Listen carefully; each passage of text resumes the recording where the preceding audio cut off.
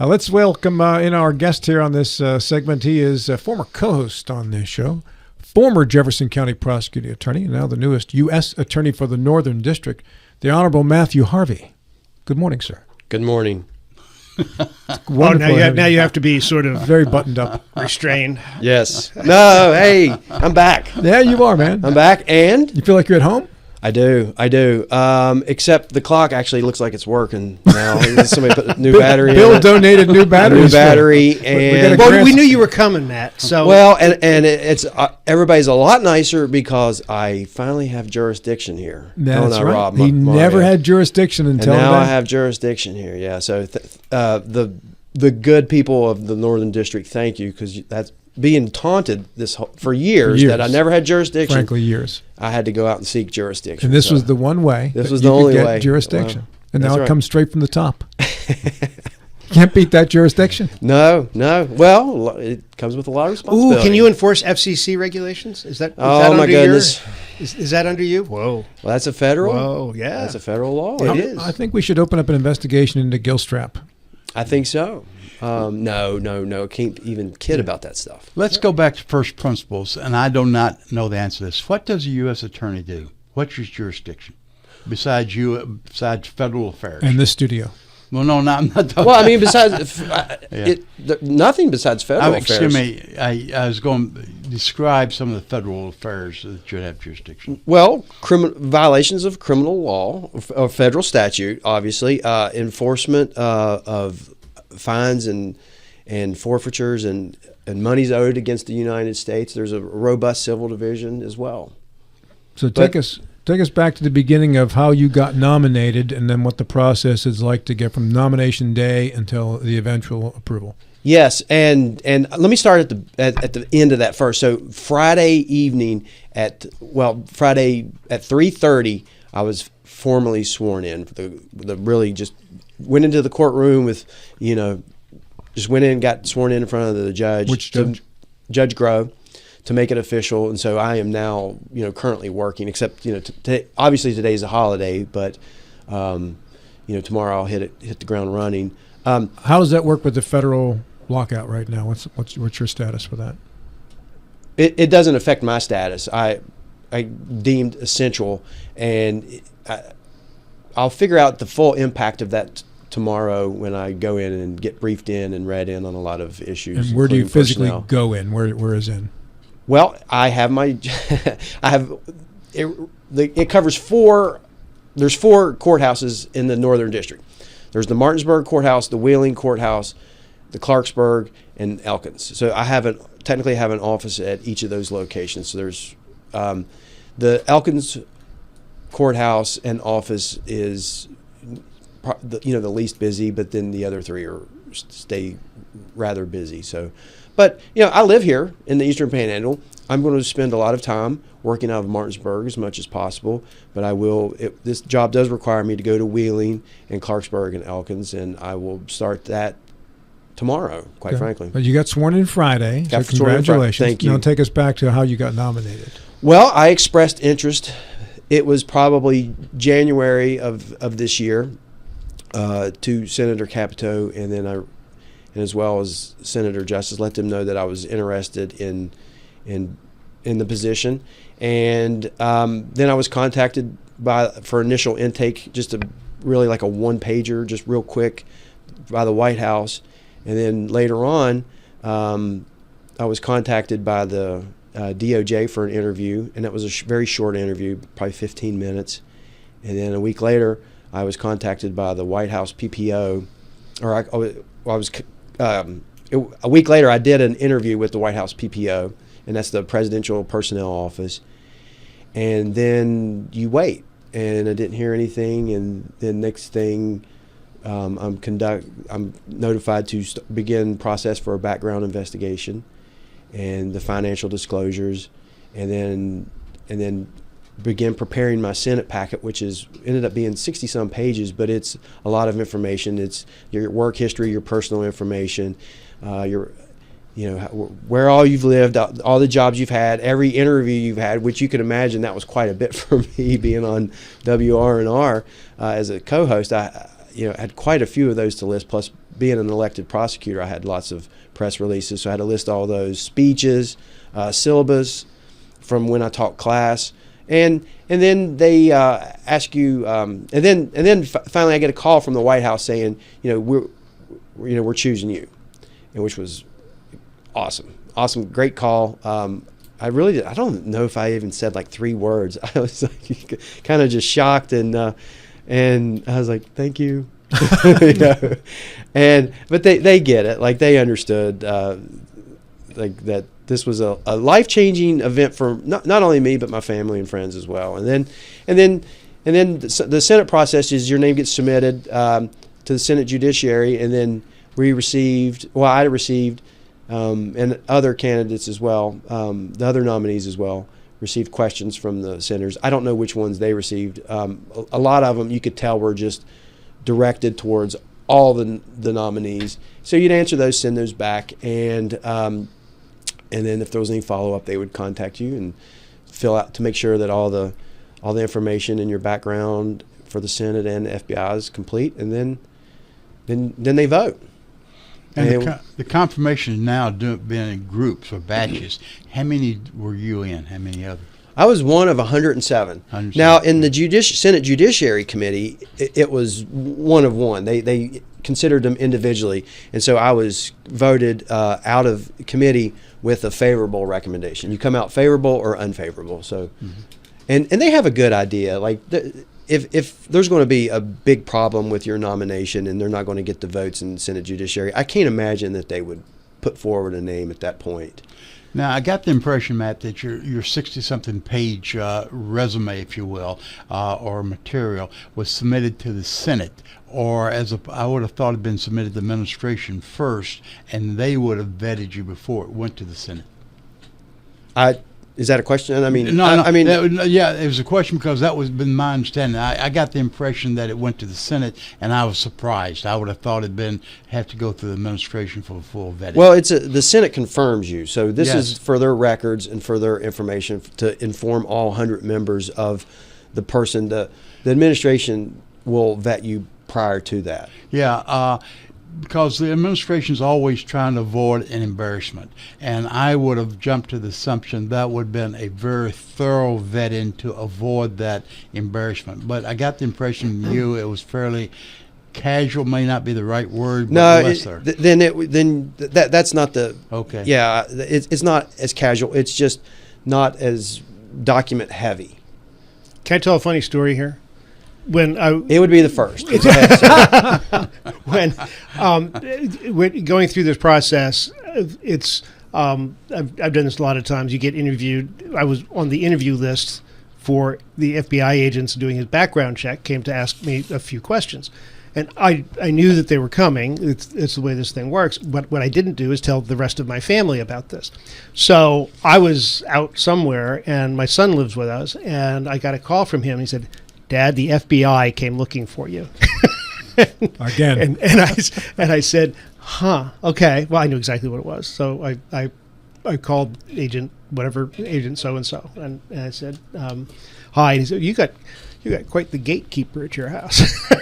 Apparently answered the door, and my son kind of blocked it and said, but anyway, it was just part of the vetting process. It was entertaining. Well, I found it entertaining. Mr. Harvey, how do you know what to do? Who trains you?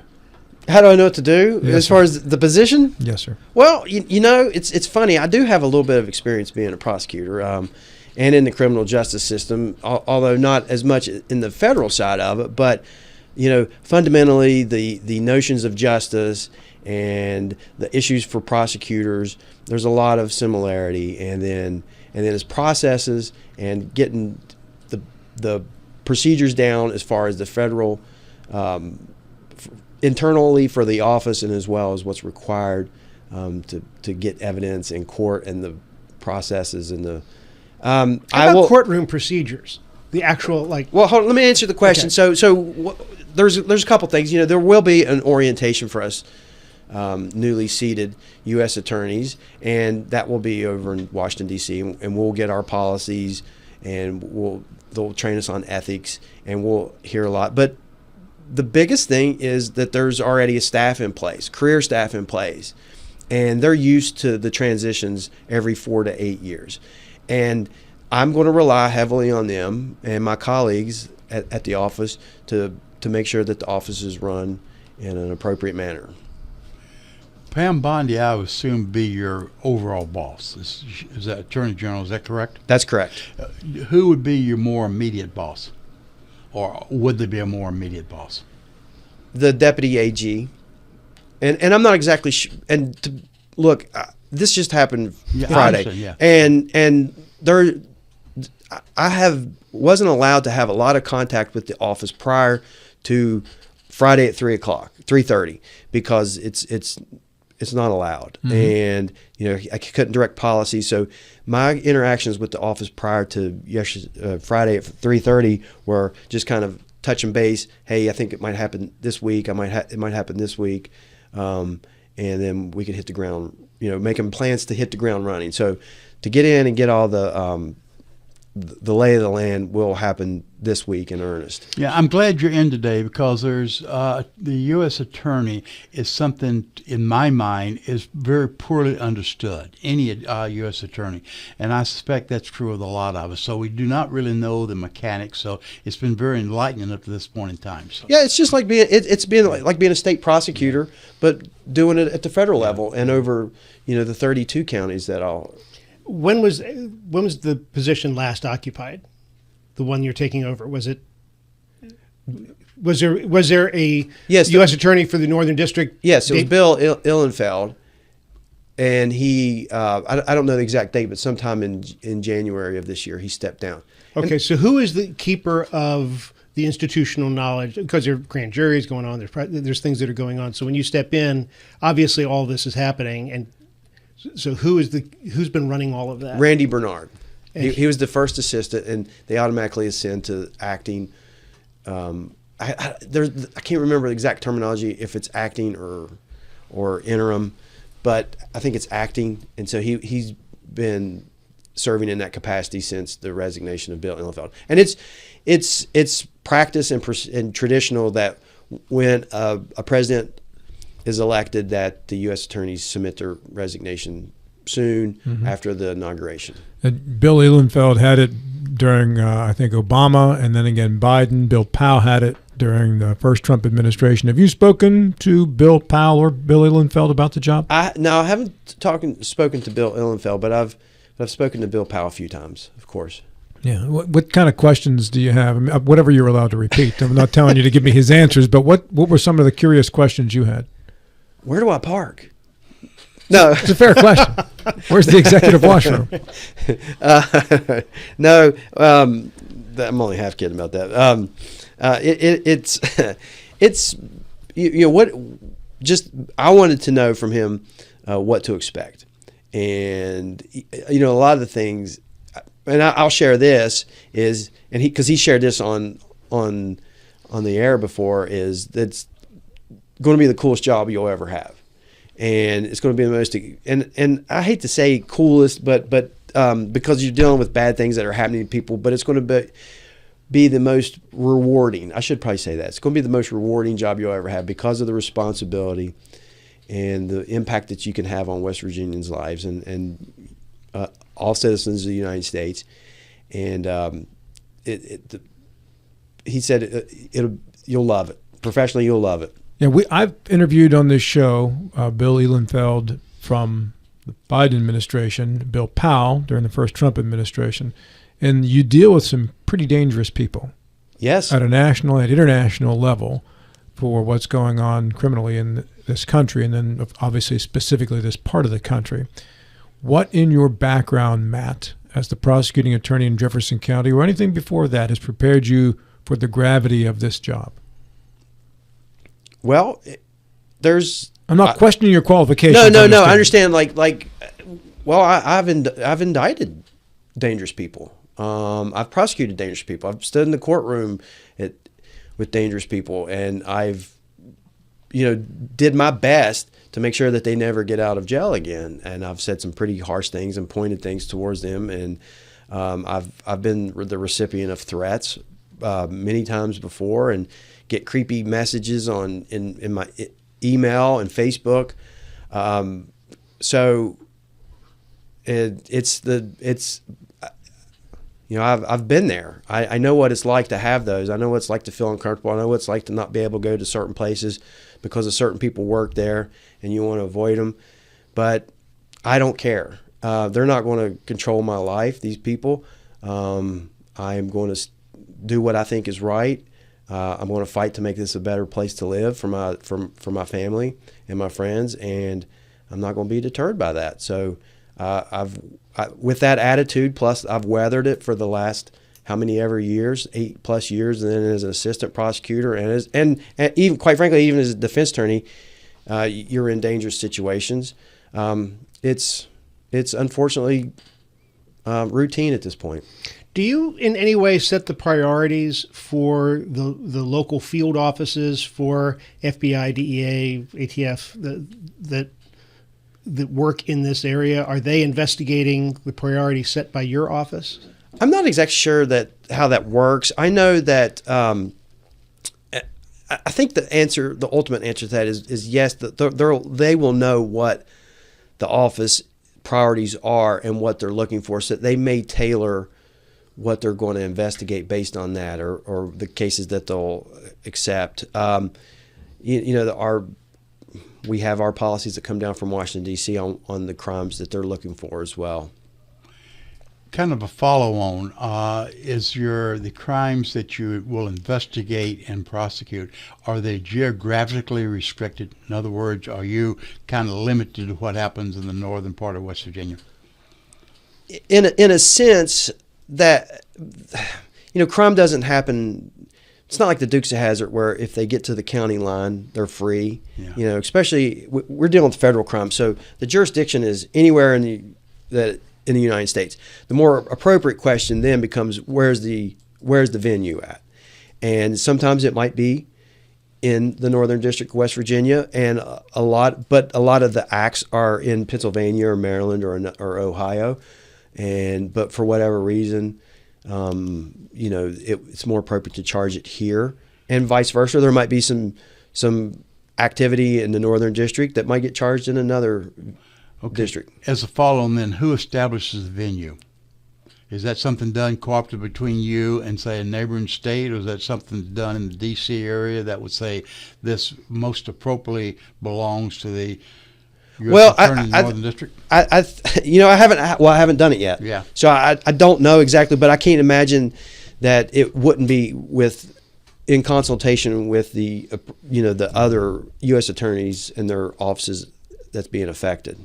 But you've done it on a smaller scale on the other side. So where there's a murder, a state crime that's committed, and then there's a block of cocaine or something that's discovered in the vehicle or in the home that's a federal crime.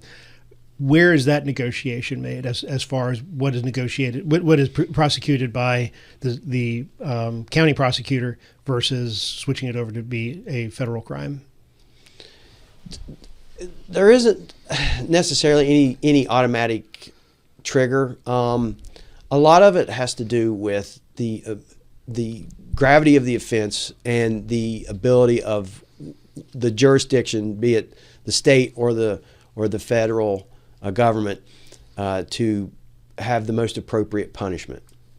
So if you have a bad guy that does something and they only can get 2 years in West Virginia, but they can get 20 years because they're a career criminal, and that statute applies on the federal side, then they could take that. But it's not a negotiation, but it's something that's discussed between the local prosecutor and the federal prosecutor. And you know what? I have a good relationship with the state prosecutors and the county prosecutors in West Virginia because I've been one for the last 8 years, and so I think that's going to be a benefit to help me accomplish the goals that I want to in this office, is the relationship that I've had and I intend to maintain. Matt Harvey has been our guest here on the program, the newest appointment to the U.S. Attorney's Office out of the Northern District. Matt, you've had a lot of time to transition out of this position, expecting to be appointed, but that takes some time, so it's not like this is a sudden one-day switch.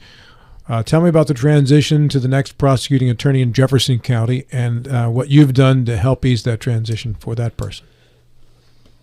So what we did was we went in front of the county commission and we had an interim pre-approved for the date that when I already in place for when I left, and so that was ensured that a seamless transition of power from the elected to the interim, and that was Steve Grow, and he's serving in that capacity right now, and that's it's limited to 30 days, and in that 30 days the county commission will be responsible for finding my permanent replacement. When I say permanent, it's permanent until the next scheduled election, which happens to be in 26, and they'll serve until the unexpired term, which was naturally going to conclude on 2028.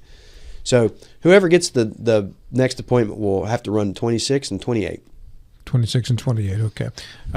In regards to you, do you make any recommendations or anything, or do you just stay out of it once that you do the transition?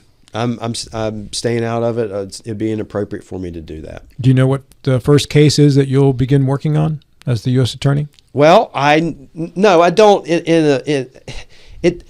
I'm going over to get briefed in and read in on a lot of cases tomorrow in Wheeling, and so whatever the office that's the career people will think is the most important thing, I'm obviously going to agree with them. But I do know that this was exciting, or not exciting, but I thought it was very appropriate, was Friday evening after 3:30, there was the first filing under my name was filed in Martinsburg, and it was a case that started in Jefferson County that I had worked on. It was a murder case. So I thought it was extremely made me feel like I was in the right place. Yeah, that's cool. One more quick question. Out of the 4 offices, is there a first among the 4? Is there a principal office of those 4? It's like asking who's my favorite child. There's not a first. They're all equal in my eyes, Bill. But there's the administrative offices in Wheeling. Okay. You mentioned Dukes of Hazzard, Matt, so I'm going to play you on out here with the old balladeer himself, Waylon, and play the Dukes of Hazzard theme. Now, congratulations to you, man. Thank you. Thank you. It's like one of our own has grown up and moved out of the nest, Bill. So proud. Good to see you, Matt Harvey. It's good to be here. And we appreciate you making this part of your stop.